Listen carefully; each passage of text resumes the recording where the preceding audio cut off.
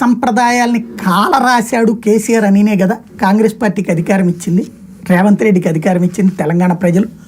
ఏ తెలంగాణ కోసం కొట్లాడినా లేదా తెలంగాణ అంశాన్ని హైలైట్ చేసి ఫైనల్గా అన్ని పార్టీలను ఆ దారికి తీసుకొచ్చి తెలంగాణ ఇప్పించడానికి కారణమైనటువంటి తెలివైనటువంటి పోరాట యోధుడు కేసీఆర్. ఎవడు అవునన్నా కాదన్నా సరే. అలాంటి కేసీఆర్ ఆ తర్వాత అధికారం వచ్చాక అధికార అహంకారంతో ప్రవర్తించారు. దాని కారణంగానే నష్టం వాటిల్లింది.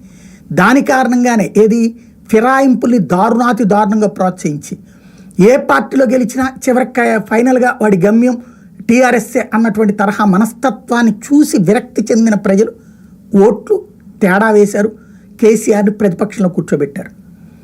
అది తప్పని చెప్పినటువంటి రేవంత్ని పగ్గాలిచ్చి కూర్చోబెట్టారు. ఇప్పుడు ఓ 4 ఎమ్మెల్యేలు వస్తే దమ్ముంటే రాజీనామా చేయించి తీసుకో, అదైపోయింది.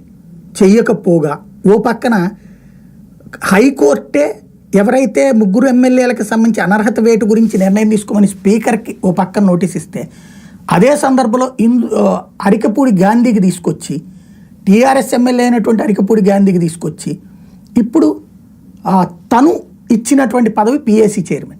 ఎంతకంటే దారుణం, ఎంతకంటే దౌర్భాగ్యం ఏదైనా ఉంటుందా? ప్రతిపక్షానికి ఇస్తారు అది. అతను ఆల్రెడీ కాంగ్రెస్ పార్టీలో చేరున్నాడు, తనే కండవా వేశాడు. అట్లాంటి వ్యక్తి నేను ప్రతిపక్షమే అని ఇప్పుడు స్టేట్మెంట్ ఇస్తే గొల్లుమని నవ్వుతున్నది తెలంగాణ. అదే సందర్భంలో నైతిక విలువల గురించి ఇంతవరకు మాట్లాడినటువంటి రేవంత్ రెడ్డి చారిత్రక తప్పిదం చేసినట్టు అవుతోంది. నువ్వెవరిని అడగాల? ప్రతిపక్ష పార్టీ అయినటువంటి టీఆర్ఎస్కు లేఖ రాసి మీ తరపున ఎవరు పిఏసీ చైర్మన్ అని అడగాలి. అలా కాకుండా ఇలా చేయడం కాంగ్రెస్ పార్టీకి ఇంతకుముందు ఇవ్వకపోతే తప్పే. ఫస్ట్లో ఇచ్చారు, సెకండ్ టైం వచ్చేటప్పటికి కాంగ్రెస్కి సంఖ్య తగ్గబిచ్చి ఎంఐఎంకి ఇచ్చారు, అది తప్పే.